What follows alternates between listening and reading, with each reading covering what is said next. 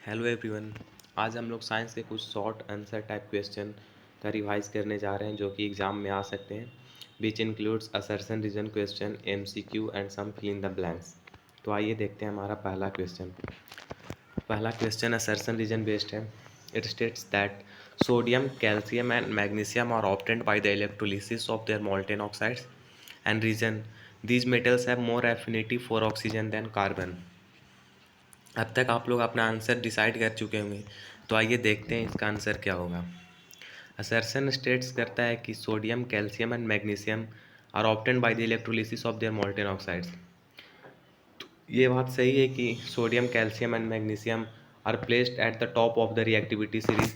तो हम लोग को इसको इलेक्ट्रोलिटिक रिडक्शन से ही ओरिजिनल फॉर्म और मेटल ऑब्टेन कर सकते हैं। पर जो लास्ट वर्ड लिखा हुआ है वो लिखा हुआ है these are obtained by electrolysis of their molten oxides.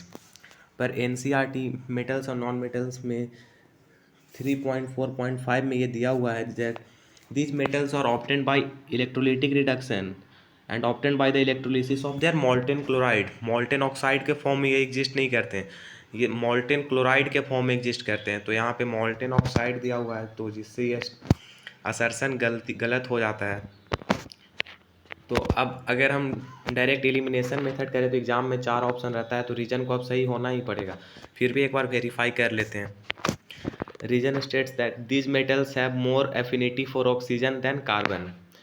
हाँ, तो ये सही है क्योंकि sodium, calcium, magnesium they are highly reactivity metals as compare to carbon. तो इन लोग के पास ऑक्सीजन के लिए हायर एफिनिटी होगा और कार्बन इन लोग को रिड्यूस भी नहीं कर पाएगा अगर ये ऑक्सीजन के भी फॉर्म में होते हैं। तो इसका आंसर क्या हो जाएगा? Assertion is false but reason is true, मतलब इसका आंसर डी हो जाएगा।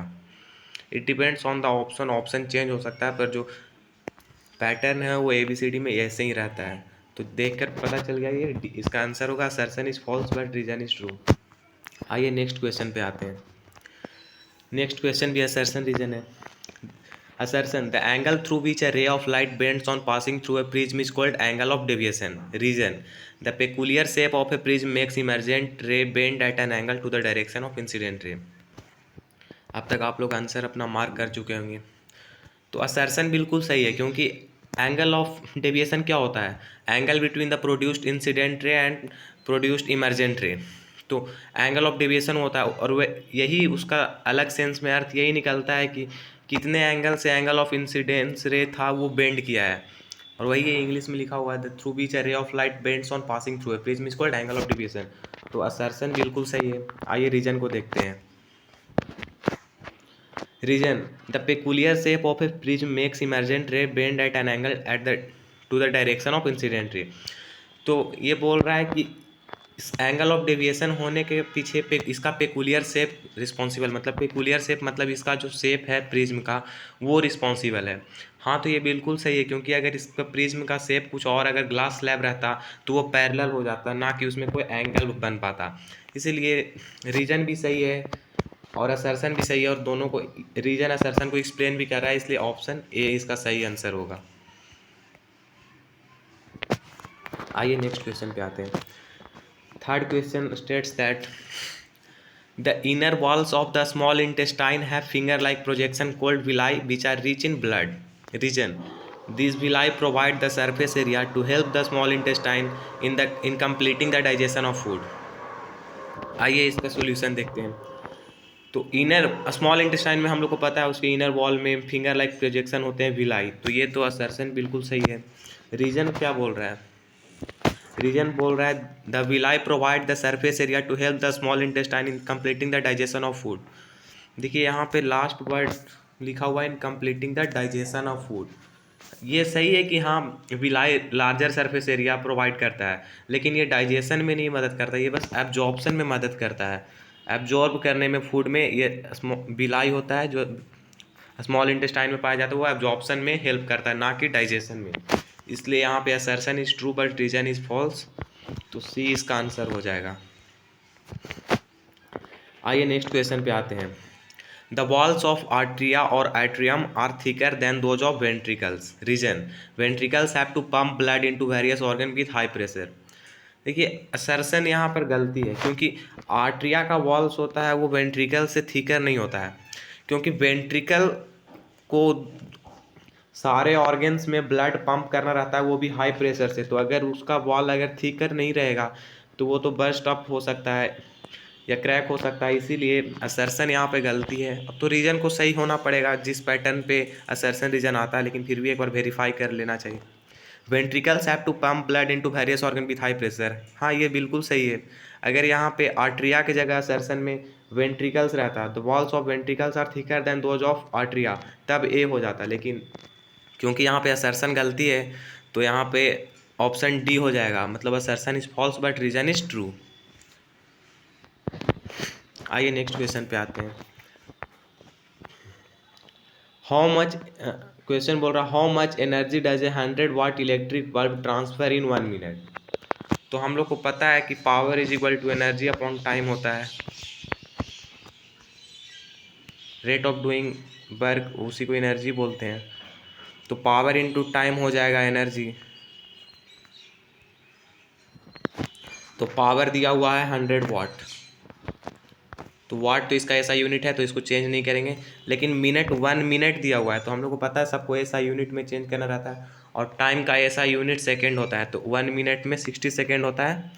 तो कितना जूल हो जाएगा, 6000 जूल हो जाएगा इसका आंसर। देखते हैं डी ऑप्शन इसका सही है, तो ऑप्शन डी सही हो जाएगा।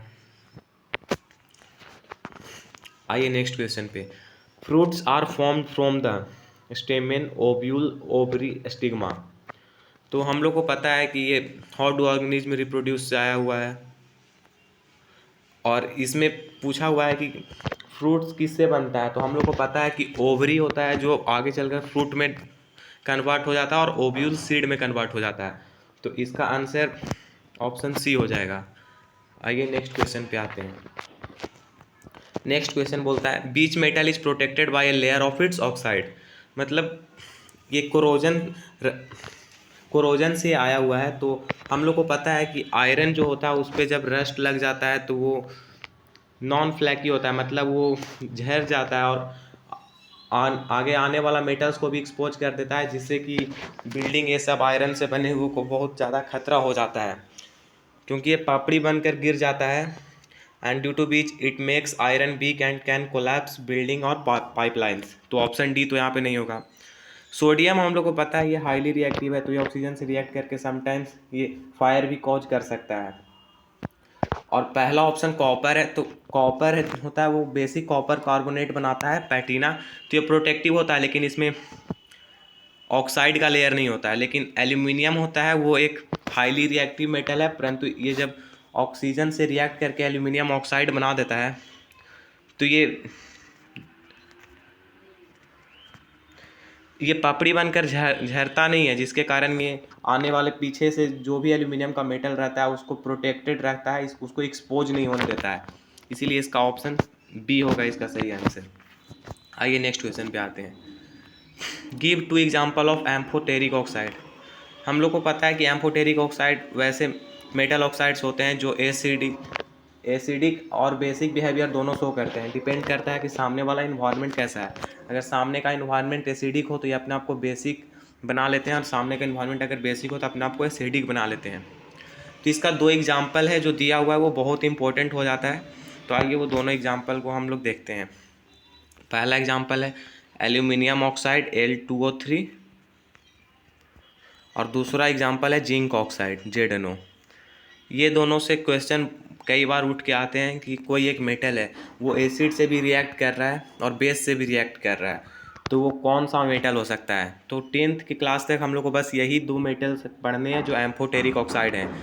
तो हम लोग ऑप्शन में एलिमिनेट करके इसको चूज कर सकते हैं। आइए नेक्स्ट क्वेश्चन पे आते हैं। The both hemisphere of brain are connected by. तो हम लोग को पता है ब्रेन का एक लेफ्ट पार्ट होता है एक राइट पार्ट होता है, वो क्या से कनेक्टेड रहता है। तो हम लोग को पता है कि वो कॉर्पस कैलोसम से कनेक्टेड रहता है, ज्वाइंट रहता है कॉर्पस कैलोसम, कैलोसम। तो इसका आंसर हो जाएगा the both brain hemisphere part of brains are joined by corpus callosum. आइए नेक्स्ट क्वेश्चन पे आते हैं। नेक्स्ट क्वेश्चन एक एमसीक्यू फॉर्म का है। Which hormone is responsible for phototropism. तो आइए ऑप्शन में इसको देखते हैं। ऐसे इसका आंसर ऑक्जिन होगा जो दिया हुआ है हमारे एनसीईआरटी में, और सबका भी देख लेते हैं क्या आंसर होगा। तो साइटोकाइनिन हम लोग जानते हैं सेल डिवीजन में मदद करता है, abscisic acid ripening of fruits और एजिंग में मदद करता है, और जिब्रेलिन स्टीम इलोंगेशन में। तो आंसर हमारा ऑक्जिन हो जाएगा। आइए एक और क्वेश्चन है। The correct way to write the botanical name of pea plant. देखिए यहाँ पे बोटेनिकल नेम बोला हुआ है, तो हम लोग को यहाँ पे इसके रूल्स एंड रेगुलेशन के साथ लिखना पड़ेगा कैसे लिखा जाता है पी प्लांट का। तो इसके लिए तो हम लोग को पहले पता होना चाहिए कि बोटेनिकल नेम पी प्लांट का क्या होता है। तो बोटेनिकल नेम पी प्लांट का पाइसम सटाइवम होता है, पर उसको लिखा कैसे जाता है। तो बोटेनिकल रूल जो भी होता है उसके अनुसार पाइसम सटाइवम में पी हम लोग को कैपिटल लिखना रहता है, और फिर उसके बाद सटाइवम में एस स्मॉल रहता है जो स्पेसिस को डिनोट करता है। तो और इसको इटैलिक वर्ड में लिखा जाता है, परंतु हम लोग हैंड से तो इटैलिक नहीं लिख सकते, इसीलिए उसको नीचे अंडरलाइन करते हैं। तो इसका सही आंसर ऑप्शन सी हो जाएगा। और ऐसा क्वेश्चन आया हुआ है पीवाईक्यू में, और एक क्वेश्चन है उसका आंसर आप लोग कमेंट में दे सकते हैं। Who coined the term genetics for the first time. इसका आंसर आप लोग कमेंट में दे दीजिएगा, जिसका सही आंसर रहेगा उसको पिन कर दिया जाएगा। सो यही हमारा आखिरी क्वेश्चन था। Thank you very much.